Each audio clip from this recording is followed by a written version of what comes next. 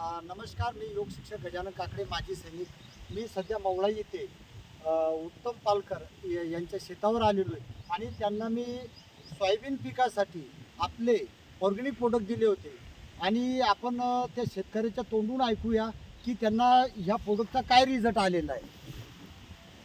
या प्रोडक्टचा मला असा रिझल्ट आला की याच्यामध्ये मी 25 वर्ष शेत घेऊन झाले मला.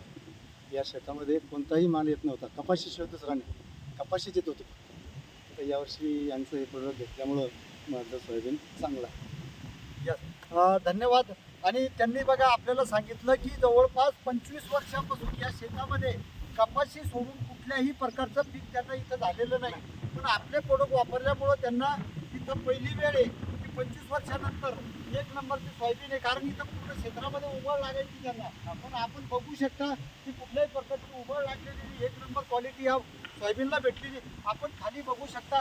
अशा प्रकारचे यांना डेव्हलप झालेले बघा, शेंगा सुद्धा खूप चांगल्या प्रकारची इथं लागलेल्या आहेत. तर माझी सर्व शेतकऱ्यांना विनंती राहणार आहे की आपण हे प्रोडक्ट वापरून आपलं पिकाचं उत्पादनच वाढणार नाही तर आपली शेती सुद्धा विषमुक्त होणार आहे. जर शेती विषमुक्त झाली तर आपल्याला अन्न सुद्धा विषमुक्त भेटणार आहे. चालेल, एवढंच बोलतो आणि इथंच थांबतो. जय जवान, जय किसान.